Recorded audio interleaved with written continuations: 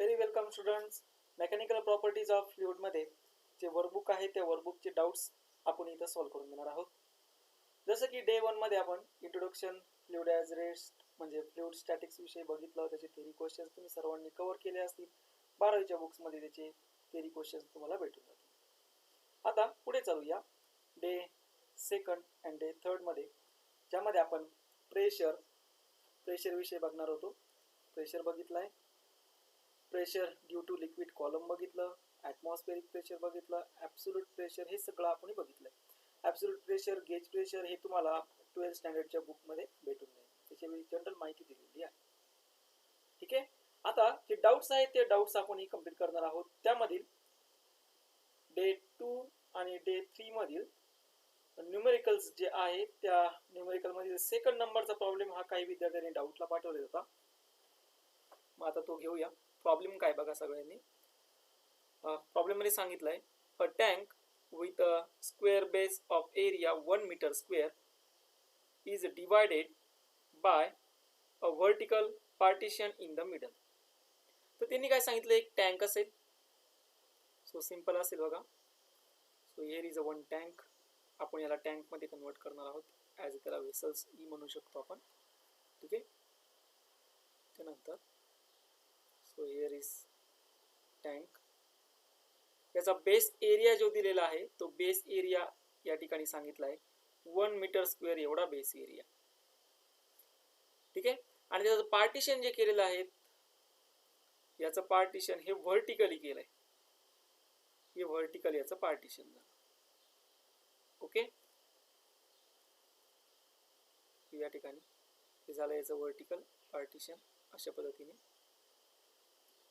किंवा एक कम्प्लीट पार्टिशनच घेऊया. चला ठीक. पुढे बघूया. पुढे तिने असं सांगितलं, the bottom of the partition has a small hinge door of area 20 centimetre square. तिने पुढे असं सांगितलंय की या प्रॉब्लेम मध्ये हे जे पार्टिशन केलंय आता आपण त्याच्या बॉटमला एक स्मॉल एरिया आहे, स्मॉल ओपनिंग आहे. या ठिकाणी असं एक स्मॉल ओपनिंग असेल, बरोबर. आणि या स्मॉल ओपनिंगचा जो एरिया दिलेला आहे तो आहे 20 सेंटीमीटर स्क्वेअर एवढा या स्मॉल ओपनिंगचा एरिया. ओके. पुढे बघूया. Next, the tank is filled with water and and acid. हा जो टँक होता त्याच्या हाफ पोर्शन मध्ये वॉटर आहे, ती असेल डेन्सिटी ऑफ वॉटर. त्यानंतर हाफ पोर्शन मध्ये इथं असेल वॉटर आणि हाफ पोर्शन मध्ये असणार आहे ॲसिड. ही असेल डेन्सिटी ऑफ ॲसिड. आणि या दोघांची ही रिलेटिव्ह डेन्सिटी दिली आहे. सो रिलेटिव्ह डेन्सिटी ती किती आहे, 1.7 एवढी. ओके. पुढे बघूया. In the order both to a height of 4 metre. आणि अजून एक सेंटेन्स सांगितलं की जी हाईट आहे ऍक्च्युअल किती हाईट पर्यंत फिल केलंय ती हाईटही तुम्हाला दिलेली आहे आणि ती हाईट आहे 4 मीटर एवढी. So here we take the height and this height is 4 metre. बरोबर. ही हाईट तुम्हाला दिली म्हणजे इथपर्यंत this h is equal to 4 metre पर्यंत वॉटर आणि ते ऍसिड काय केलंय, फिल केलंय. ठीक आहे. पुढे बघूया. Compute the force necessary to keep the door is close. तुम्हाला विचारलं ही जी छोटासा होल आपण तयार केला आहे, छोटासा हिंज ज्याला म्हणणार आपण, तर या ठिकाणी एक असा छोटासा डोअर असेल तर किती फोर्सची रिक्वायरमेंट आहे तो डोअर बंद करून ठेवण्यासाठी, जेणेकरून वॉटर आणि ऍसिड काय होणार नाही, मिक्स होणार नाही. सो सिंपल तुम्हाला काय विचारला, the requirement of force to close the door. ठीक आहे. आता सगळ्यात अगोदर आपण याची रिलेटिव्ह डेन्सिटी ही कन्सेप्ट काय ती एकदा समजून घेऊया. चला मग रिलेटिव्ह डेन्सिटी विषयी बोलतो. रिलेटिव्ह डेन्सिटीचा फॉर्म्युला सगळ्यांना माहिती असेल. What is mean by relative density? माहिती सर्वांना. रिलेटिव्ह डेन्सिटी काय असते, डेन्सिटी ऑफ गिवन लिक्विड घेतलं आपण, density of given liquid divided by density of the water. आता ही रिलेटिव्ह डेन्सिटी तुम्हाला दिलेली आहे, ती आहे 1.7. डेन्सिटी ऑफ गिवन लिक्विड काय आहे, ऍसिड, त्याची डेन्सिटी तुम्हाला काय करायची, फाइंड करायची. आणि डेन्सिटी ऑफ काय असणार आहे, water. What is the density of water, सगळ्यांना माहिती आहे 10⁻³ kg पर काय असते, मीटर क्यूब एवढी. व्हॅल्यू सबस्टिट्यूट करून देऊया. मग आपल्याला डेन्सिटी ऑफ ऍसिड फाइंड करायची आहे. काय येऊन जाणार मग ती, 1.7 into density of water. Density of water किती आहे, 10⁻³ हे असेल kg पर मीटर क्यूब मध्ये. आता हे तुम्हाला काय भेटलं, तर डेन्सिटी ऑफ ऍसिड भेटले. आणि जर आपण डायग्राम मध्ये व्यवस्थित बघितलं, हा ही जी स्मॉल ओपनिंग आहे, या स्मॉल ओपनिंग वरती प्रेशर वॉटर कडून अप्लाय होणार आहे आणि या स्मॉल ओपनिंग वरती प्रेशर ऍसिड कडून अप्लाय होणार. मग सगळ्यात अगोदर आपण फाइंड करणार वॉटरनी अप्लाय केलेलं प्रेशर. वॉटरनी किती प्रेशर अप्लाय करणार आहे, ते असतं ρg एवढं. त्याचा फॉर्म्युला सगळ्यांना माहिती, ρg. मग या ठिकाणी येणार density of water multiply by acceleration due to gravity multiply by h. Density of water किती आहे, 10⁻³. ऍक्सिलरेशन ड्यू टू ग्रॅव्हिटी 10 घेऊ शकता, मल्टीप्लाय बाय हाईट किती आहे, तर ती हाईट दिलेली आहे 4 मीटर. आता या ठिकाणी आपण बोर्डचे प्रॉब्लेम सोडवतोय. We are not solving the competitive exams problems, so that's why we take g as in practical conditions. इथं आपण जी ची व्हॅल्यू 9.8 घेऊया. So here the g is 9.8. आणि याला जर सॉल्व केलं तर ते येऊन जातं 3.92 इंटू 10⁻⁴ पास्कल मध्ये. दिस इज इक्वेशन 1. आता ज्या पद्धतीने आपण प्रेशर फाइंड केलं, वॉटरनी ऍक्ट केलेलं त्या पॉइंट वरती, सेम सिमिलर मॅनर मध्ये ऍसिडने अप्लाय केलेलं प्रेशर आपण फाइंड करणार आहोत. मग ते असेल density of acid multiply by acceleration due to gravity multiply by h. Density of acid आपण आत्ताच वरती फाइंड केलंय, ती आली आहे 1.7. या ठिकाणी बघा 1.7 into 10⁻³ so 1.7 into 10⁻³ acceleration due to gravity 9.8 घेणार, हाईट दिलेली आहे 4. याला सॉल्व जर केलं तर हे सॉल्व केल्यानंतर येऊन जातं 6.664 इंटू 10⁻⁴ पास्कल मध्ये. Obviously this is equation 2. Clear झालं. मग आता आपल्याला काय दोन व्हॅल्यूज भेटल्या, एक वॉटरने अप्लाय केलेलं प्रेशर भेटलं, त्यानंतर ऍसिडने अप्लाय केलेलं प्रेशर भेटलं. आता इथं प्रेशर डिफरन्स किती असेल मग, सो नेक्स्ट आहे what is the actual pressure difference. तर तुम्ही सिंपल सांगणार pressure difference of acid minus pressure difference of water, म्हणजे प्रेशर डिफरन्स किती ऍक्च्युअल झाला ते तुम्हाला भेटेल आहे 6.664 इंटू 10⁻⁴ मायनस 3.92 इंटू 10⁻⁴. याला जर सॉल्व केलं तर ते येऊन जातं 2.77 इंटू 10⁻⁴. एवढं प्रेशर असेल कशामध्ये, पास्कल मध्ये. ठीक आहे, I am saying it is a pascal not a rascal. Okay, ठीक. आता पुढे चालूया. आता फोर्स फाइंड करायचा आहे. मग फोर्स कसा फाइंड करतो, सगळ्यांना माहिती आहे. फोर्सचा एक जनरल फॉर्म्युला आहे, जसा प्रेशरचा फॉर्म्युला आहे, pressure is equal to force upon area. म्हणजेच आपल्याला फोर्स भेटणार आहे प्रेशर मल्टीप्लाय बाय एरिया. मग प्रेशर म्हणजे काय असणार आहे, pressure difference of acid minus pressure difference of water multiply by काय असेल, एरिया. सो हा येऊन जातो 2.77 इंटू 10⁻⁴ मल्टीप्लाय बाय जो एरिया गिवन आहे तो एरिया आहे 20 सेंटीमीटर स्क्वेअर.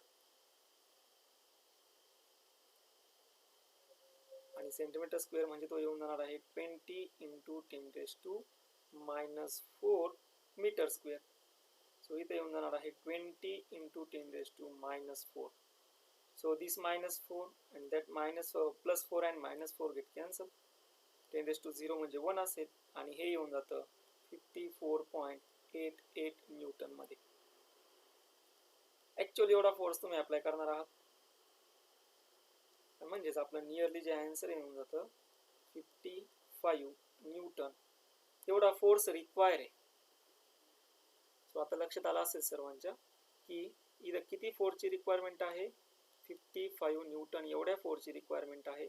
एवढा फोर्स जर त्याच्यावरती अप्लाय केला तरच जो डोअर असेल तो क्लोज असेल. सोपा होता प्रॉब्लेम नक्की. चला आता पुढील प्रॉब्लेम सॉल्व्ह करूया. सो प्रॉब्लेम नेक्स्ट इज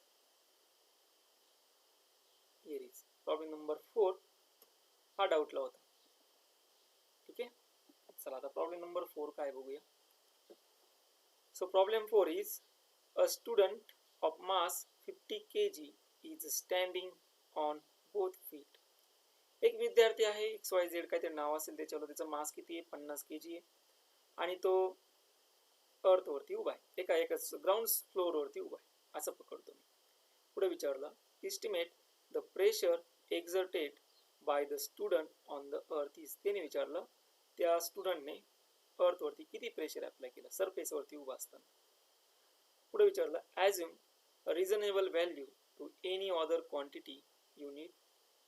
काही रिझनेबल व्हॅल्यूज त्यांनी ॲक्च्युली कॉमन सेन्स जो असेल तो तिथं वापरायला सांगितला. सिंपल असं सांगितलंय. पुढे सांगितलं justify your assumptions. You may change or you may use g is equal to 10 meter per second square. And next आहे by what factor will it change if the student lies on back. आता हे जे lies on back आहे याचा अर्थ काय, ज्यावेळेस विद्यार्थी झोपलेला असेल ना सरफेस वरती त्यावेळेस प्रेशर किती असेल असं त्यांना सांगायचं. मग आता बघूया, आता सॉल्व्ह करायला घेऊ आपण हा प्रॉब्लेम. या ठिकाणी या दोन सिच्युएशन दिलेले आहेत. सो हा एक व्यक्ती आहे, कोण असेल माहित नाही, पण तो उभा आहे फ्लोअरवरती आणि हे गृहस्थ आहेत निवांत झोपलेले आहेत ते. तर विचारलं या दोघांमध्ये ऍक्च्युअल प्रेशर किती असणार आहे आणि काय फॅक्टर्स आहेत त्याच्याविषयी डिस्कस. आज सगळ्यात अगोदर जर प्रेशर फाइंड करायचा असेल तर प्रेशर हा कसा फाइंड केला जातो, तर प्रेशरच्या ऐवजी आपण एक काम करू, पहिल्यांदा फोर्स फाइंड करू. फोर्स कसा फाइंड करणार, याचा वेट असेल ऑब्विसली ते कुठं असणार डाऊनवर्ड डायरेक्शनला. त्याचा मास किती आहे 50 multiply by acceleration due to gravity त्यांनी 10 घ्यायला सांगितलं, तर ते येऊन जातं किती असणार आहे 500 न्यूटन एवढं. बरोबर आहे. प्रेशर कसा फाइंड करणार, मग फोर्स अपॉन एरिया. मग सगळ्यात अगोदर आपल्याला एरिया फाइंड करावा लागेल ज्या वेळेस तो person standing on the floor असेल. ठीक आहे, म्हणजे हा प्रेशर केव्हा असणार आहे, this is pressure when person stand on floor.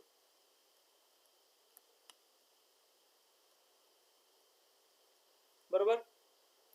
मग हे प्रेशर आपण फाइंड करणार आहेत स्टँडिंगचं. Standing pressure is equal to force per unit काय असेल, एरिया असेल. मग हा एरिया आपल्याला फाइंड करायचा. आता एरिया कसा फाइंड करायचा बघूया. ज्या वेळेस तो व्यक्ती उभा असेल त्यावेळेची कंडिशन आपण घेणार आहोत. पहिल्यांदा त्याचा एक पाय घेऊया. So here is the 1 foot of this man. General आपला जरी पाय घेतला तरी एका पायासाठी एरिया किती असेल.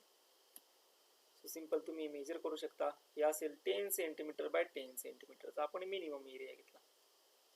किती घेतला, 10 centimetre bye 10 centimetre. This is the area for 1 foot. Okay, confirm झालं. ठीक, 1 फूट नाही म्हणता ना, 1 फीट म्हणता. 1 feet. This is the area for 1 feet. Okay, मग हा एरिया कसा फाइंड करणार, ब्रेथ मल्टिप्लाय बाय हाईट असते. म्हणजे 10 मल्टिप्लाय बाय 10 तर ते येऊन जाणार आहे 100 सेंटीमीटर स्क्वेअर. हा एवढा एरिया असेल. म्हणजेच तो येऊन जातो 100 सेंटीमीटर स्क्वेअर म्हणजे 100 इंटू 10⁻⁻⁴ मीटर स्क्वेअर. एवढा एरिया असेल. कुठल्या कशासाठी एवढा एरिया? 1 फीटसाठी. मग आता तो एका पायावर उभा आहे का? ऑब्विसली नाही, तो दोन्ही पायांवर उभा आहे. त्यामुळे याचा एरिया असेल, एरिया फॉर ही स्टँडिंग. मग तो एरिया किती असणार आहे? एका पायासाठी किती एरिया लागला त्याला? 100 इंटू 10⁻⁴. दुसऱ्यासाठी सुद्धा किती लागणार आहे? 100 इंटू 10⁻⁴. म्हणजे ते येऊन जातं 200 इंटू 10⁻⁴ मीटर स्क्वेअर मध्ये. एवढा एरिया असेल त्या पर्सनला उभं राहण्यासाठी, एवढा एरिया लागतो. बरोबर. मग आपल्याला लगेच फोर्स भेटेल, प्रेशर भेटेल. प्रेशर फॉर स्टँडिंग येऊन जातं. फोर्स किती आहे? 500 न्यूटन. एरिया किती दिला आहे? 200 इंटू 10⁻⁴. आणि याला जर सॉल्व केलं, हे दोन्ही शून्य जाता. बरोबर. ते असेल 2.5 इंटू 10⁻⁴. म्हणजेच हे येऊन जातं 25 इंटू 10⁻³ पास्कल मध्ये. किती प्रेशर आला त्याला उभं राहण्यासाठी? तो ज्यावेळेस उभा आहे त्यावेळेस त्यांनी अर्थ सरफेस वरती किंवा त्या पर्टिक्युलर एरियावरती किती प्रेशर अप्लाय केलाय? 25 इंटू 10⁻³ पास्कल एवढा. आता हे जनरल मी अझम्पशन काय एकदम सिंपल अझम्पशन घेतले की एका पायासाठी त्याचा एरिया किती फाईन घेतला. एका फीट 1 फीट साठी एरिया किती? 10 centimetre bye 10 centimetre. Second feet साठी सुद्धा किती असणार आहे? तेवढाच 10 सेंटीमीटर बाय 10 सेंटीमीटर. म्हणजे एका फीट साठी आला 100, दुसऱ्यासाठी आला 100. 100 प्लस 100 200 इंटू 10⁻⁴. एका पायावर उभा नाही, तो 2 पायांवरती उभा आहे. हे झालं. एवढा प्रेशर अप्लाय झालाय ज्यावेळेस तो उभा असेल त्यावेळेस. आता ज्यावेळेस तो झोपलेला असणार आहे त्यावेळेची कंडिशन बघूया. मग या ठिकाणी ऑब्विसली फोर्स किती असणार आहे? तर ह्याच्यावर वेट असेल mg एवढं. So easily find the force. Same येऊन जाणार आहे 500 न्यूटन. आता एरिया बघूया. सो एरिया एकदम सिंपल आहे की मी याची जी हाईट आहे ती हाईट सिंपल कन्सिडर केली. किती कन्सिडर करूया? ठीक आहे, मी असं करतो 2 मीटर एवढी हाईट त्याची कन्सिडर करतो. 2 मीटर एवढी. ठीक आहे, एकदम हायेस्ट आपण हाईट घेतली 2 मीटर, एक जनरल घेतली. आणि त्यानंतर म्हणजे नियरली तुम्ही याला 1.5 1.7 नाही घेऊ शकता. मी 2 मीटर घेतली. माझं कॅल्क्युलेशन मला सिंपल करायचे म्हणून. आणि त्यानंतर एवढी हाईट असेल आणि किती जागा घेणार आहे तर तो ही जी असणार आहे ती नियरली घेतो मी 1 मीटर. मग याचा ज्यावेळेस झोपलेला असेल त्यावेळेस एरिया किती येऊन जाणार आहे? 2 मीटर मल्टिप्लाय बाय 1 मीटर म्हणजे 2 मीटर स्क्वेअर एवढा तो काय असेल? एरिया असेल. मग याचं प्रेशर कसं फाईंड करणार? Pressure is equal to force per unit area. हा प्रेशर कधी असणार आहे? When it is sleeping. So किती असणार आहे? Force divided by area. Force किती आहे? 500 डिवाइडेड बाय एरिया किती आला? 2. So we get force is येऊन जातं 250 पास्कल एवढं. 250 पास्कल एवढं. आणि याला जर आपण या पद्धतीने नोट डाऊन करू शकतो, ते येऊन जातं 0.250 इंटू 10⁻³ पास्कल. एवढं प्रेशर असणार आहे ज्यावेळेस तो झोपलेला असेल त्यावेळेस. त्यानंतर आता 2 प्रेशर्स भेटले. कुठले कुठले 2 प्रेशर? एक प्रेशर ज्यावेळेस उभा होता त्यावेळेस ते आलं 25 इंटू 10⁻³ पास्कल. मग इथे मी नोट डाऊन करून घेतो. Wien ever pressure on standing position is applied on the surface of earth, ते असेल 25 इंटू 10⁻³ पास्कल. ज्यावेळेस ती व्यक्ती झोपलेली असेल फ्लोअरवरती ऑन हिज बॅक त्यावेळेस असणार आहे 0.250 इंटू 10⁻³ पास्कल. मग आता आपल्याला बघायचं आहे ॲक्च्युअल प्रेशर डिफरन्स किती आहे ज्यावेळेस तो झोपलेला असेल आणि ज्यावेळेस तो उभा असेल. मग सिंपल रेशो घेणार. Pressure whenever is sleeping and pressure whenever is standing. एक कन्क्लुजन आपण बघा. कन्क्लुजन काय निघतं बघा. पहिल्यांदा असेल 0.250 डिवाइडेड बाय असणार आहे 25 10⁻³ आणि 10⁻³ काय होऊन जातं, कॅन्सल होऊन जातं. ते होऊन जातं 0.01 एवढं. म्हणजे तुम्ही सिंपल सांगणार की person Wien ever is sleeping is changes by factor 0.01 whenever is standing on the floor. Simple तुम्ही सांगितलं प्रेशर किती फॅक्टरने चेंज झाला, 0.01 एवढे. म्हणजे ज्यावेळेस तो झोपलेला होता त्यावेळेचं प्रेशर आलं 0.250 इंटू 10⁻³ पास्कल, आणि ज्यावेळेस तो उभा होता त्यावेळेचं प्रेशर आलं 25 इंटू 10⁻³ पास्कल. किती फॅक्टरने चेंज झाला, 0.01. हे ॲक्च्युअल आपलं कन्क्लुजन. ठीक आहे, सिंपल आणि इंटरेस्टिंग प्रॉब्लेम होता. हे डायग्राम तुम्हाला आवडले असतीलच. ओके, चला मग आता पुढे प्रॉब्लेम घेऊया. सो प्रॉब्लेम नेक्स्ट इज, तुम्ही याला नोट डाऊन करू शकता. ठीक, सो नेक्स्ट प्रॉब्लेम एकदा मी क्लीन करतो. सो मागील प्रॉब्लेम सगळ्यांना समजला असेलच, सोपा होता. म्हणजे तुम्हाला उभं राहण्यासाठी किती एरिया लागतो तो एरिया तुम्ही फाइंड करू शकता. फोर्स अपॉन एरिया करा, प्रॉब्लेम भेटत जाईल. चला मग पुढील प्रॉब्लेम घेऊया. न्यूमेरिकल मधील फर्स्ट प्रॉब्लेम डाऊटला होता. Two different liquids of density ρ1 and ρ2 exert the same pressure at certain point.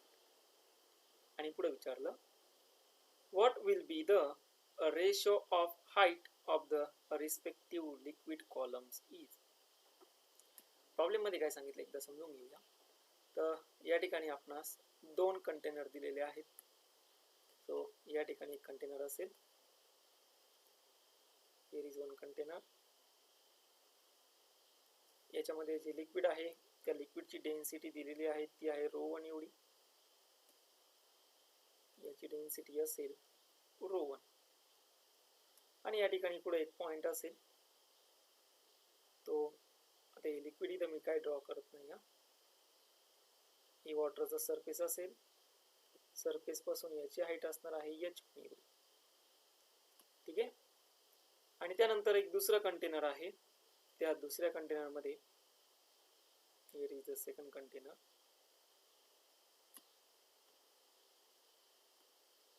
Point एक सर्टन पॉइंट असेल. या पॉइंटला जर मी म्हणलं इथेही पॉइंट तोच असणार आहे. त्यानंतर त्याची जी हाईट असेल ती हाईट आपण घेणार आहोत. ती हाईट आहे h2 एवढी.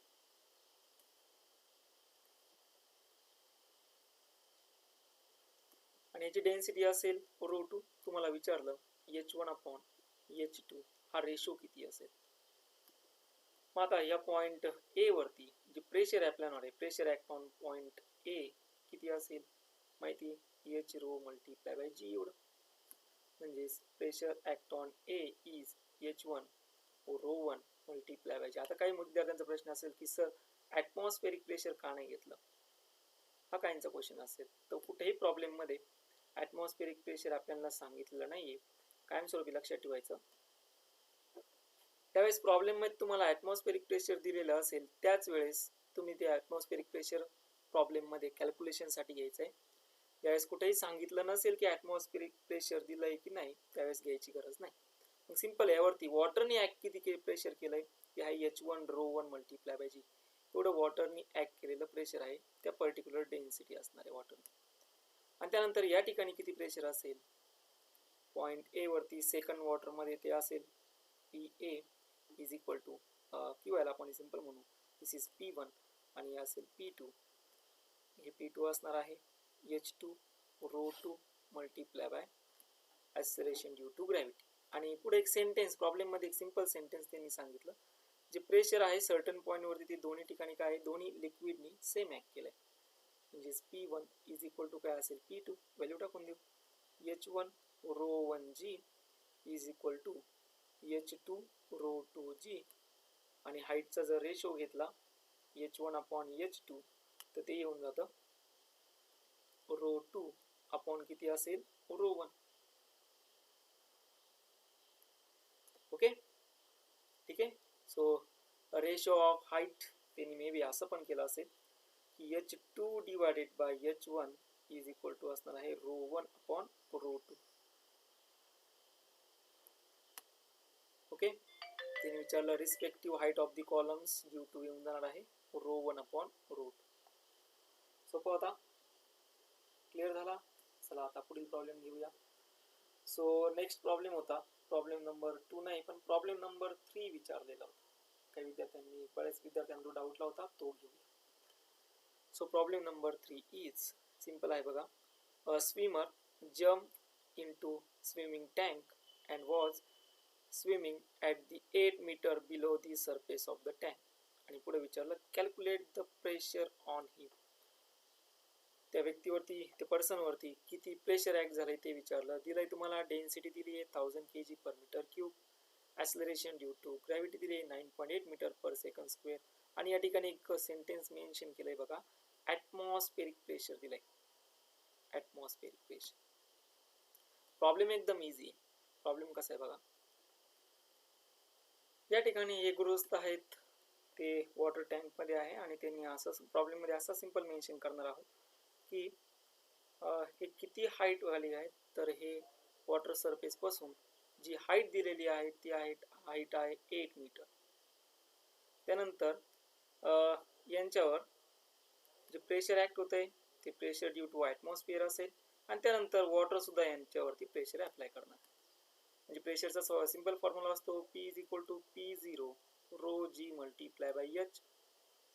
व्हॅल्यू टाकून देऊ. P0 ची व्हॅल्यू आहे 1.013 × 10⁵. डेन्सिटी ऑफ वॉटर दिलेली आहे 10⁵. ॲक्सलरेशन ड्यू टू ग्रॅव्हिटी दिलेली आहे 9.8 आणि या ठिकाणी आपणास त्याची डेप्थ ही दिलेली आहे आणि ती डेप्थ आहे 8 मीटर एवढी. मग मल्टिप्लाय बाय आपण करणार आहोत 8 मीटर. आणि हे जर सॉल्व केलं तुम्ही पूर्ण तर ते येऊन जातं 1.013 × 10⁵ प्लस असणार आहे 0.784 × 10⁵. याला सॉल्व करा, तुमच्याला आन्सर येऊन जातं 1.796 × 10⁵ Nm/m² मध्ये. ओके, सिंपल आहे. ठीक, पुढील प्रॉब्लेम आहे प्रॉब्लेम नंबर 4 राऊटला आहे. So problem number 4 is, so here is problem number 4. Find the pressure 100 meter below the surface of ocean if pressure on free surface of liquid is 1 atmosphere. पुढे दिलाय density of sea water is 1060 kg/m³. आणि answer दिलाय. आपल्याला answer ते find करायचे ते येतं का काय. मग सिंपल प्रॉब्लेम आहे. तो प्रॉब्लेम मध्ये suppose this is the ocean and you are going at the depth of 100 meter. बरोबर. मग या 100 मीटरवर ज्यावेळेस तुम्ही जाणार आहात तर त्यावेळेस प्रेशर किती असेल असं त्यांनी विचारलं. मग आता या ठिकाणी ॲटमॉस्फेरिक प्रेशर दिलंय तुम्हाला 1 ॲटमॉस्फेरिक प्रेशर साठी. बघा त्यांनी सांगितलंय if the pressure on free surface of liquid is 1 atmosphere. तर सगळ्यांना माहिती आहे 1 atmospheric pressure is equal to किती असतं 1.013 × 10⁵ Nm/m². तुम्हाला विचारलं असतं 2 atmospheric pressure तर काय केलं असतं 2 × atmospheric pressure ने मल्टिप्लाय केलं असतं. तुम्हाला पुढे विचारलं असतं 3 atmospheric pressure तर काय केलं असतं 3 × P0 केलं असतं. पण आता प्रॉब्लेम मध्ये आपल्याला काय दिलंय तर 1 atmospheric pressure म्हणजेच 1 × P0 आणि 1 × P0 मग ते किती होणार आहे 1 × 1.013 × 10⁵. ते तुमचं असेल 1 atmospheric pressure ची value. So we get 1 atm is equal to 1.013 × 10⁵ Nm/m². So या ठिकाणी this is the surface of ocean. Now here is applied pressure due to atmosphere P0 आणि तुम्हाला विचारलं यापासून जी हाईट आहे ती हाईट दिलेली आहे 100 मीटर. मग इथं प्रेशर इनसाइड किती असेल. मग ते प्रेशर कसं फाइंड करतो P = P0 प्लस काय असतो ρgh. So simple P is equal to P0 किती आहे 1.013 इंटू 10⁵. डेन्सिटी दिली आहे 1060. ॲक्सिलरेशन ड्यू टू ग्रॅव्हिटी मी घेऊन टाका इथं 9.8 OCM दिलाय म्हणून आणि मल्टिप्लाय बाय किती असणार आहे 100 आणि याला सॉल्व करा ते येऊन जातं 11.393 इंटू 10⁵ न्यूटन पर मीटर स्क्वेअर. क्लिअर झाला? ओके, सोपा होता प्रॉब्लेम. Very good. आता काही प्रॉब्लेम जे होते ते MCQs मधले होते. पहिला नव्हता, दुसराही नाही, थर्ड नंबर डाऊटला होता. Weight of the liquid column is given by. तुम्हाला विचारलंय weight of the liquid column काय किती असतं. वेटचा सिंपल फॉर्म्युला असतो weight is equal to W is equal to M multiply by G. Liquid column मध्ये डेन्सिटी इज इक्वल टू असतो mass upon volume. So we get mass is equal to density multiplied by volume. So weight is equal to असेल density multiplied by volume multiplied by acceleration due to gravity. Density, volume आणि acceleration due to gravity. Option कोणता आहे first volume, density of liquid and G. Okay, पुढे दिला आहे fourth number 1 atmospheric pressure ची value दिलेली आहे. सगळ्यांना माहिती 1 atmospheric pressure किती असतं 1.013 म्हणजे पुढे विचारलंय 1 atmospheric pressure on the free surface of liquid is given by. सगळ्यांना माहिती 1 atmospheric pressure ची व्हॅल्यू किती असते 1.013 into 10⁵ न्यूटन पर मीटर स्क्वेअर. त्यानंतर पुढे दिलाय आता 5 नंबर जो डाऊटला होता काही विद्यार्थ्यांनी टाकलेला होता MCQ number 5 is doubt. So we taking at what depth in a fresh water the pressure on a diver is 1 atmosphere. पुढे दिलाय density is 10⁵ kg per meter cube. त्यानंतर नॉर्मल प्रेशर दिलाय 10⁵ पास्कल आणि G दिलाय 10 metre पर second square. ज्यावेळेस ती व्यक्तीवरती problem मध्ये तिने असं सांगितलं की व्हॉट डेप्थ हाईट तुम्हाला विचारली आहे, ज्यावेळेस त्यावरती किती प्रेशर अप्लाय होणार आहे 1 atmospheric प्रेशरवर. मग 1 atmospheric प्रेशरला हाईट किती. ठीक आहे, त्यानंतर नॉर्मल प्रेशर दिलेला आहे म्हणजे P दिलाय 10⁵ पास्कल. P0 ऑब्वियसली 1 atmosphere दिलाय आणि त्याची व्हॅल्यू असते 1.013 इंटू 10⁵ न्यूटन पर मीटर स्क्वेअर. त्याला आपण पास्कल मध्ये सुद्धा घेऊ शकतो. ॲक्सिलरेशन ड्यू टू ग्रॅव्हिटी दिलेली आहे 10 मीटर पर सेकंड स्क्वेअर. MCQ साठी आपण घेतच असतो आणि हाईट विचारली. मग कशी फाईंड करणार P इज इक्वल टू असतो ρgh. त्याने विचारलं 1 atmospheric प्रेशर साठी. 1 atmospheric प्रेशर साठी कसं फाईंड करणार P व्हॅल्यू किती आहे 10⁵. डेन्सिटी दिलेली आहे. डेन्सिटी ऑफ वॉटर व्हॅल्यू आपण सबस्टिट्यूट करून देणार आहोत. डेन्सिटी ऑफ वॉटर असते 10⁵. ॲक्सिलरेशन ड्यू टू ग्रॅव्हिटी दिलेली आहे 10 आणि हाईट विचारली. So you get the height 10 metre. Height किती असणार आहे 10 मीटर. 10 मीटर म्हणजे ऑप्शन कोणता असेल सी असेल. होप सो आजचे प्रॉब्लेम सर्वांना व्यवस्थित समजले असतील. काही डाऊट असेल याच्या व्यतिरिक्त तुमचा काही डाऊट असेल तर तुम्ही मला विचारू शकता. आता यापुढील लेक्चरमध्ये आपण हायड्रोस्टॅटिक पॅराडॉक्स म्हणजे पुढील लेक्चरमध्ये आपण काय करणार आहोत ते आता मी सांगतो. आपल्याला हायड्रोस्टॅटिक पॅराडॉक्स म्हणजे काय ते बघायचं आहे. पास्कल लॉ काय असतो आणि ॲप्लिकेशन ऑफ पास्कल लॉ हे आता आपण पुढील लेक्चर्समध्ये घेणार आहोत. ओके, होप सो सगळ्यांना लेक्चर समजला असेल. काय डाऊट असेल तर विचारू शकता. थँक्यू.